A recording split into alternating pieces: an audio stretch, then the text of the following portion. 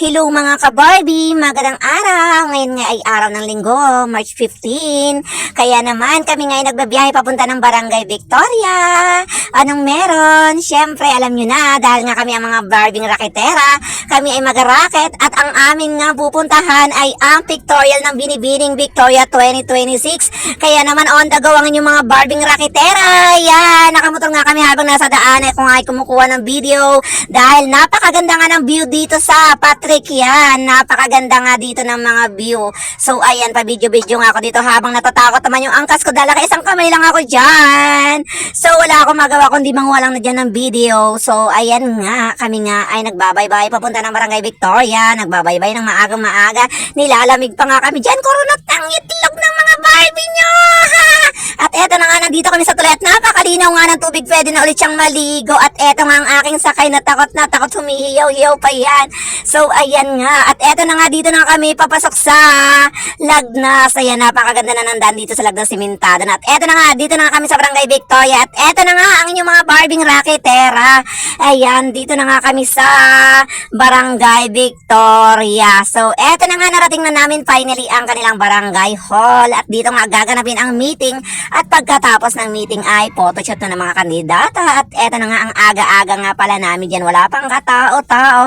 Kaya naman anong gagawin ng mga Barbie? Ayan, tambay muna sa gym. At habang wala pang ang tao, ayan, pumunta nga muna kami kila Kiel. At nanguha kami ng libas or mangguelas. At eto nga, bumalik na nga agad kami sa barangay hall dahil nandun na daw ang mga kandidata. At eto na nga sila ang mga Binibining Victoria 2026. Ayan, at eto naman ang kanilang organizer. Ayan ang mga organizer na naka-uniform at ang kanilang head na si Ma'am Mai na napakaganda.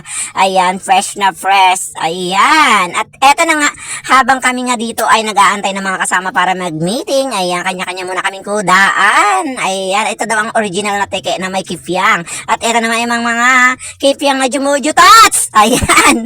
O, diba? Kanya-kanyang tago ng mukha. Jumujutos sa mga kifyang. Sana all. At eto na nga yung napakagandang si Joanna. At ito ang kanilang napakagandang Fishes leader na si Ma'am Leader. Ayan, organizer, ang head organizer na si Ma'am Mai na pinakakodaera talaga, gusto na agad magmerienda. At eto na nga guys, dahil nagbunutan na ang mga kandidata kung anong number sila at anong zone, nagbunutan na rin ang mga Barbie. Ang mga kandidata talaga kung sinong Barbie ang mapupunta sa kanila. Kaya naman, ready na nga sa ayan, aayos na mga make-up ang mga raketerang Barbie. At eto na nga, kanya-kanya ng latag ng make-up dyan sa table. At uumpisa na nga pag-make-up, papalitadahan na ang mga dalagang ire. O, ayan, kanya-kanya na silang make-up. O, so, nag-start na nga ang iba dyan sa pag-aahit at pagpapalitada. O, diba? At eto na nga ang mga kandidata, may mga palitada na ang muka. At eto nga rin pala, ang aking mga kasama, kanya-kanya na silang pundara. At eto naman yung kandidata ko, luha ng luha. Dahil first time niya nga daw mag-contact lens, kaya dyan ka lang muna, day. At eto na nga sila, ayan, napakaganda talaga ng mga dalagang ire. Ayan, may mas maganda. At eto ang pinakamasipag. Yan, ang dahil dyan kami ay nakakain ng masarap na pagkain.